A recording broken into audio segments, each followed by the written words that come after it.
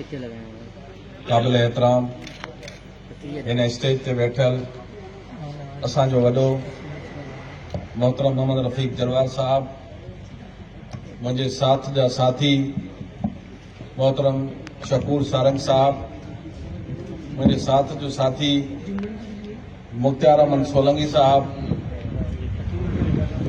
Division Hyderabad जो सदर जाहिद अली काका साहब, मुझो प्यारो भाउ अली अहमद मंगण साहब, सिकंदर अली मीरजत साहब, मुझे शिकारपुर साहब तालुक रखंदड़ तालुके लखी जो सदर अमानुल्लाह महर साहब,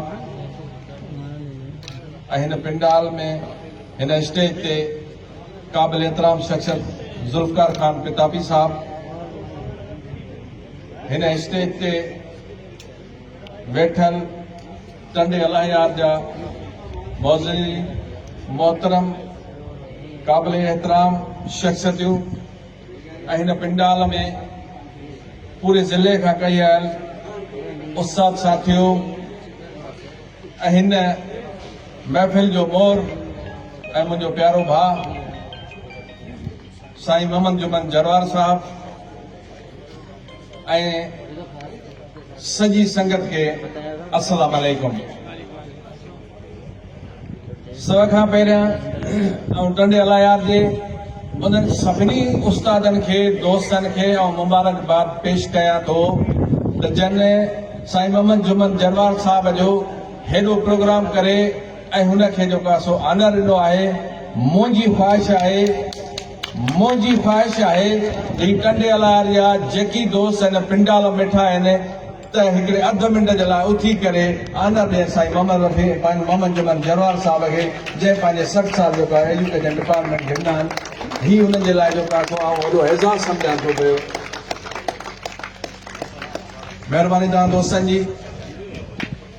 काफ़ी दोस्त साईं मोहम्मद जुमन ते ॻाल्हाए विया आहिनि, पर आउं सम्झां थो टंडे अलाहियार जा तमाम दोस्त मुंहिंजे लाइ क़ाबिल एहतराम आहिनि, तमाम उस्ताद मुंहिंजा क़ाबिल एहतराम आहिनि, पर जेकॾहिं आउं टंडे अलाहियार खे सुञाणींदो आहियां त हिकु रफ़ीक जरवार, ॿियो साईं मोहम्मद जुमन जरवार। मुंहिंजे लाइ मां सॼो टंडो अलाहियार इहो ई आहे। बहरहाल तक़रीबन 20 साल साईं जुमन सां गॾु रहिया आहियूं। मीटिंगनि में, जिदोजहदनि में, कंहिं बि मसइलनि खे सुलझाइण में जेको साईं जो किरदारु रहियो आहे, जेकॾहिं अहम किरदारु रहियो आहे त साईं मोहम्मद रफ़ीक खां बाद में पोइ साईं मोहम्मद जुमन जो किरदारु रहियो आहे। जंहिं बि महफ़िल में छॾियो, जंहिं एहतजाज में छॾियो, जंहिं मक़सद लाइ छॾियो, त वॾी हुन वटि नॉलेज, उस्तादनि सां प्यार, तंज़ीम सां प्यार, हक़ीक़त हुन जा अल्फाज़ आहिनि। त जेकॾहिं असीं हिते बीठा आहियूं, जे असांजी मोहबत तंज़ीम पेटियल सां आहे त शिकारपुर खां असीं कई आया आहियूं, न त अॼु अहिड़े दौर में हेॾे असांजे जॾहिं कहत जी गर्मी असांजे इलाइक़नि में पए थी, असां को माण्हू घरां निकिरण लाइ तयारु न आहे, पर उहा साईं जुमन जी मोहबत ऐं पेटियल जी मोहबत साईं गेले पहुचायो आहे।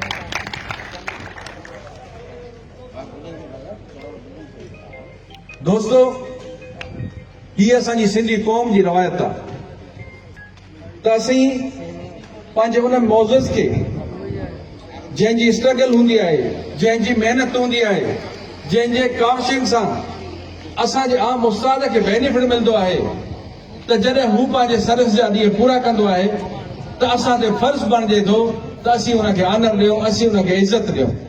हा, इहो तव्हां सम्झी छॾियो त उस्ताद कॾहिं बि रिटायर न थींदो। हू हिकिड़ो फितरी अमल आहे त डिपार्टमेंट जे अंदरि 60 साल जॾहिं एज पूरी थिए थी त हुनखे रिटायर कयो थो वञे, पर आउं सम्झां थो जेसीं ताईं के ज़िंदगी आहे त उस्ताद रिटायर न आहे, पर जेकॾहिं उस्ताद जी महिनत थियल आहे त उस्ताद मरण खां पोइ बि ज़िंदा आहे। उहो उस्ताद असांजो जेको आहे हिन दुनिया में ॿार न आहे।